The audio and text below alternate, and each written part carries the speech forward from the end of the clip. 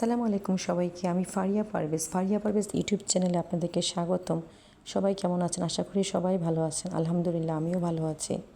এই তো অনেক দিন পর একটা ছোট্ট ব্লগ ভিডিও নিয়ে চলে আসলাম। আশা করি আপনাদের ভালো লাগবে, পাশে থাকবেন।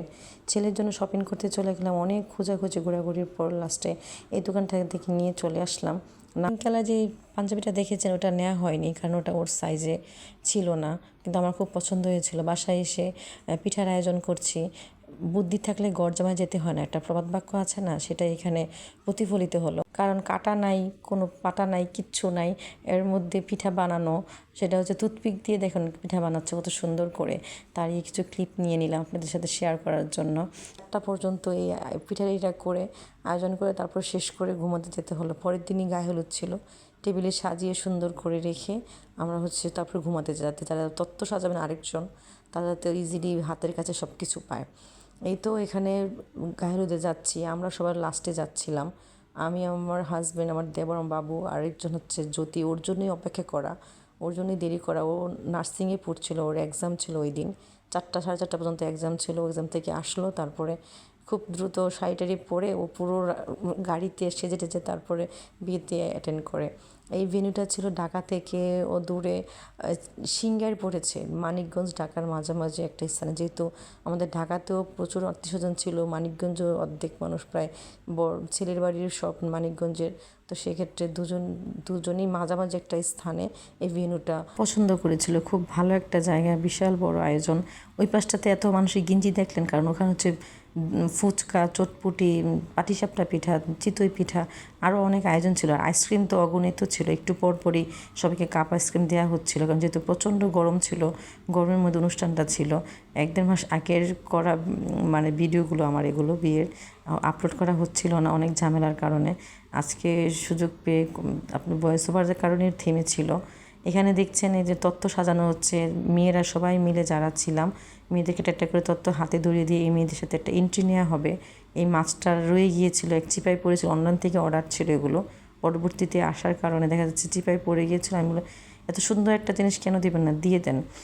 তো এই জন্য ভাই ভাবি চেষ্টা করছিল যে মিষ্টিগুলো সরিয়ে এটাকে যে কীভাবে ইন করানো যায় সে ব্যবস্থা। কিন্তু কি সুন্দর সুন্দর করে সব নিজেদের হাতে করা জিনিসগুলো দেখতে খুবই ভালো লাগছে, আপনারা আইডিয়া নিতে পারেন।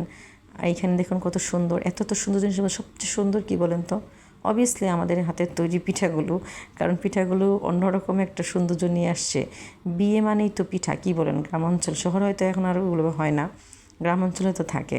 তো ওই হিসেবেই পিঠাগুলো সবাই প্রশংসাও করেছে, দেখতে সুন্দর হয়েছে, খেতেও নাকি খুব ভালো ছিল। আমার আর খাওয়া হয়নি, কারণ তত্ত্বের জন্য সাজানো। এই যে এখানে একটা উইন্ডো ফটোশ্যুটের জন্য রাখা হয়েছিল। আমার ছেলে আরও যে ইয়ারা, ওরা বারবার বলছে যে কাছে আসো, সবই উঠছে না।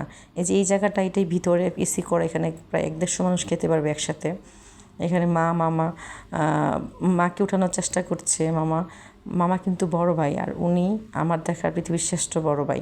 উনি এত বোনদেরকে যত্ন নিতে পারে। সবসময় মামার কথা সবার কাছে বলি যে মামা বোনদেরকে এত ভালোবাসেন, মাও ভালোবাসেন। ওরা দুটা বোনকে মামা এত পরিমাণ আদর যত্ন করেন, অন্যরকম। ওনার কাছ থেকে শিক্ষা নেওয়া দরকার আমাদের।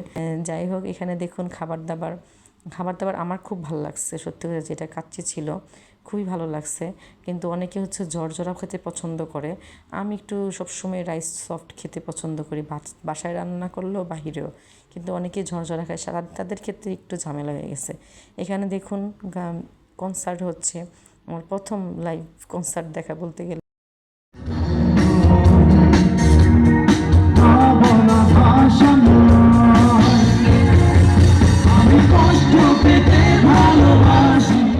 লাইভ কনসার্ট হচ্ছে আর প্রজেক্টর হচ্ছে আমাদের হোলির অনুষ্ঠানের পিকচারগুলো দেখাচ্ছিল। সবাই খুব মনমুগ্ধ হয়ে দেখছিল, আর আফসোসও করছিল যে আমাদেরকে কেন নেওয়া নাই। সত্যি হোলির যে অনুষ্ঠান খুব সুন্দর ছিল। যাই হোক, এখানে দেখুন এই যে এই কিউটটারে আমাকে এত পছন্দ, এত সুন্দর করে কথা বলে, মাশাআল্লাহ। ওরা 2 বোন, ইয়ারা আয়রা, তো আমার ছেলের সাথে এই বছর ওদের খুব ভাব হয়ে গেল।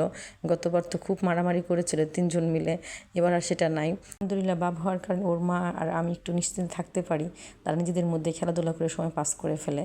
এই যে এখানে দেখুন ভেন্যু থেকে অনেকটা ঢালু উপরে উঠে এখানে একটা গাছ আছে, গাছগুলো সুন্দর করে সাজানো হয়েছে ঝাড়বাতি দিয়ে। ওখান থেকে দেখতে দেখুন কতটা বিশাল বড় ভেন্যুটা। এখানে লাস্ট মুহূর্তে সবাই জোরে গান বাজিয়ে নাচানাচি করছিল। আমি আর জ্যোতি লাস্টে একটু নাচানাচি করেও আসলাম। আমার ভিডিও এই পর্যন্ত, সবাই ভালো থাকবেন, আবারও দেখা হবে অন্য কোনো ভিডিওতে। আল্লাহ হাফেজ।